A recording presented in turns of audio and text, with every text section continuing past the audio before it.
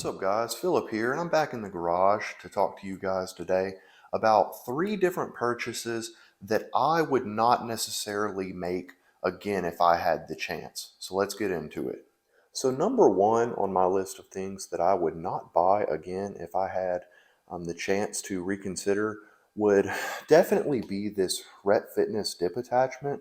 Some of the items on this list are going to be things that might be good pieces of equipment. They just maybe don't fit what I wanted them to when I originally bought them. But this is really the only piece that I would not buy again because I have been completely unhappy with its performance. It is incredibly wobbly.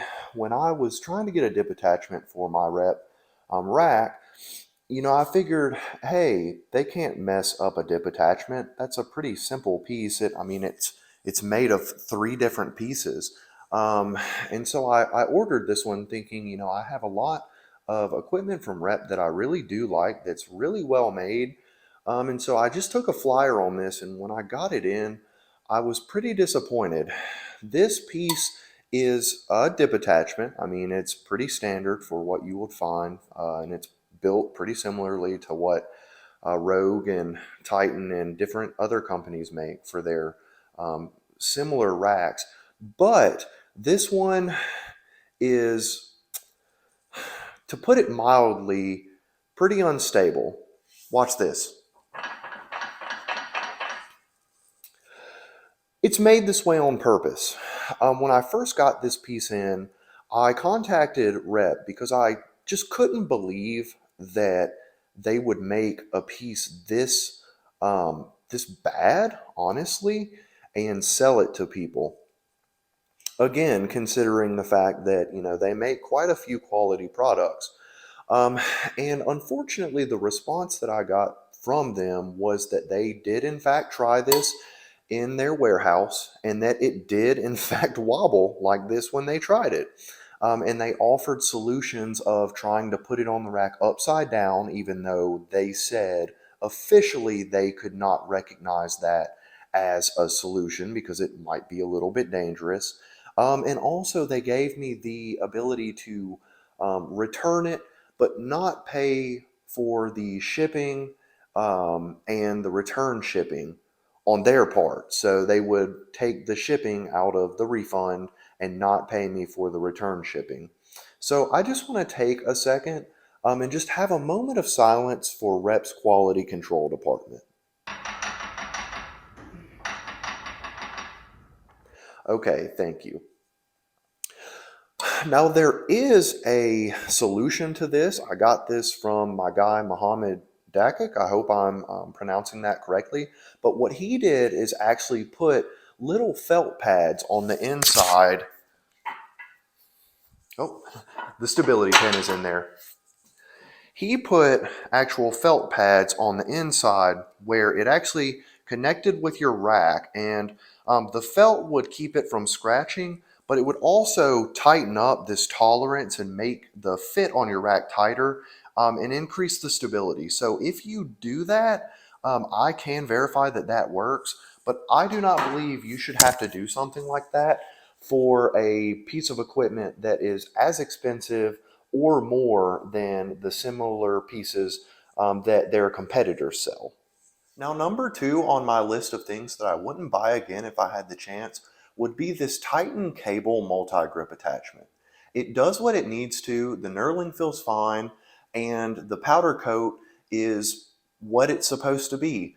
Unfortunately, though, as a cable attachment, this thing is way too big and cumbersome to load onto your cable system with any kind of regularity.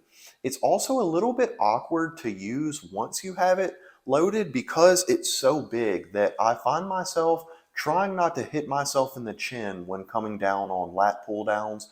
And you really can't use it on any kind of cable row because it's so heavy that you would have to try to hold it up as you pulled back. So this attachment is fine as far as quality is concerned, but it's just not really a reasonable piece to use with any kind of consistency. It makes a fantastic band and shin sleeve holder, though. So I do use it for that, but it's not worth $90 to hang bands off of. So I would not buy this piece again. Now, the third and final item that I would not buy again if I had the chance would be this Rep stainless steel Deep Neural Power Bar EX. It's not that I don't like this bar, and unlike the piece that I mentioned earlier in this video that completely let me down expectations wise, this bar was exactly what I thought it was. Um, it was exactly what my research kind of painted it out to be and what I kind of thought I was getting. It's a great bar. It is a fully stainless bar with a very aggressive knurling. It's very nice, has tight sleeves, and overall is just a bar that I would recommend to the right person. Unfortunately, this bar is a little bit too aggressive in my taste for using as an everyday kind of do-it-all bar, and I quite simply just like my Ohio Power Bar better than this Rep bar. I still do use this bar for stiff leg deadlifts and stiff bar deadlifts because I've already marred the sleeves up some with the plates and I want to preserve my Ohio Power Bar as much as I can. But so this bar is not a bad bar. It's actually a bar that is very, very nice. But for the mid $400 price tag and the knurling that kind of eliminates it as an everyday bar, I would not buy this bar again knowing what I know now. So there you have it, guys. That's three things that I would not buy again if I had the chance to do it all over again. If you have any pieces that you regret buying or any pieces that you would possibly go in a different direction with, let me know in the comment section below. I appreciate you guys watching this, and I'll catch you guys later.